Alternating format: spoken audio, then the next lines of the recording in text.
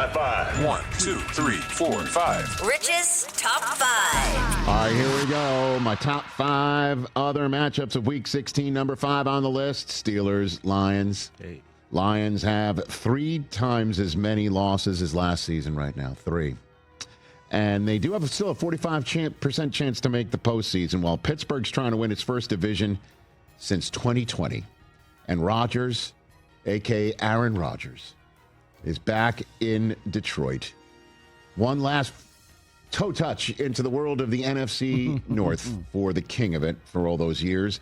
18-8 all-time against the Lions, who need this one. Lions need it. The Steelers need it to stay in front of the Ravens if they win their game. That's number 5 on the list. Number 4, Monday Night Football. Okay, Niners.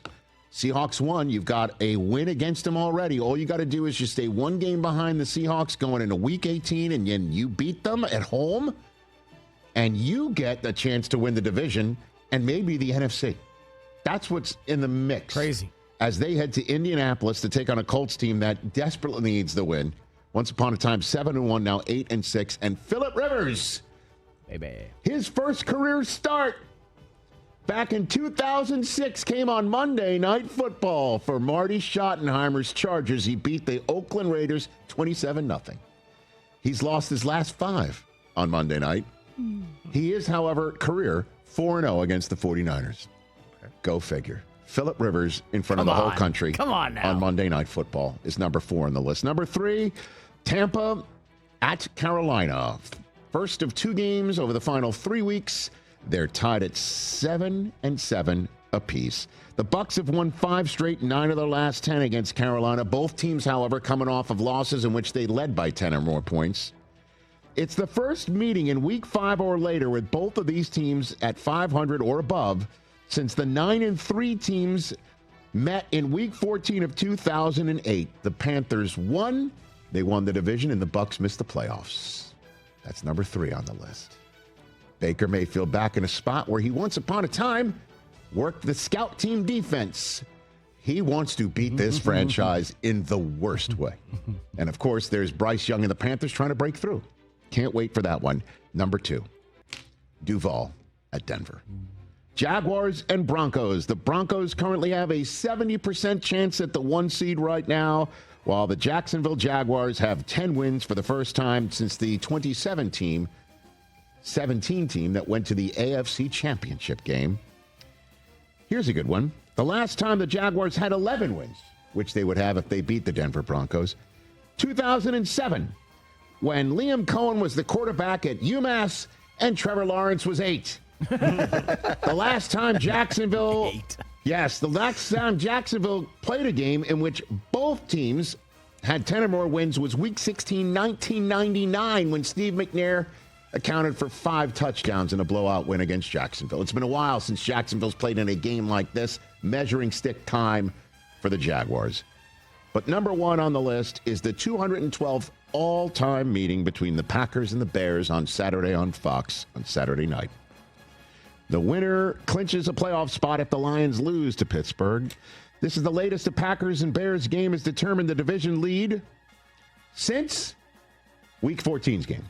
And the Bears lead the NFC in rushing yards since their Week 5 bye with 171 rush yards per game. The only player with 100 or more rush yards against Green Bay's defense, which no longer has Micah Parsons, however, Rico Dowdle, Jay Felly's favorite, who he's heard of, back in Week 9.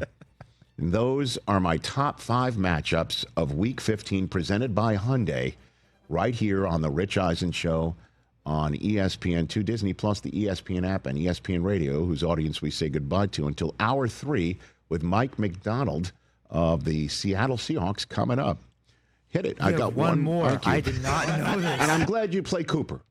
I'm glad you played the Cooper drop because it's Coop's team. The New England Patriots taking on the Baltimore Ravens. Patriots. This not being on the list is kind of disrespectful. Get out of here. This is being the one more? It's part of the list. What do you mean? Sunday Night Football.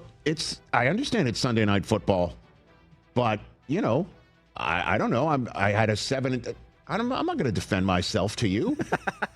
I think the other team, what you want me to knock Phillip Rivers on Monday Night Football off the list? Kind of, yeah. You want me to knock the Bucs and the Panthers playing for division off the list? Yeah. You want me to knock the Steelers, Aaron Rodgers back in Detroit with the Lions? Last year's one seed with their season on the line? Get out of here. Yeah. At least it's on the list. I didn't even put TJ's Cowboys against the Chargers on the list. Disrespect's been well, teams that matter should be on the list. An hour now. So season is over. Oh, wow. Season is over, he said. You did that nice little new drop there because you know the drop is the season is not over. Patriots win this one, they clinch a playoff spot, brother. And have a chance to win the division if Cleveland beats the Bills early in the day. That said, let's talk about the Ravens. Hey, they got to get this one. You're at home. You got a Patriots team coming off of a loss at home in which the second half was something that is no doubt stuck in their craw. You got Lamar. Let's make some plays and try and outpoint Drake May. And if the Patriots lose this one, it'll be something to just keep in mind as they're going to make the playoffs eventually. Their last two are against winnable opponents, to say the least. The Ravens, however, need to win this one because their next one's at Green Bay before visiting Pittsburgh to end. It's their final home game of the season. And then again, you have New England after this contest, visiting the Jets, and then home for Miami. So, that's what's at stake in the Sunday night football game.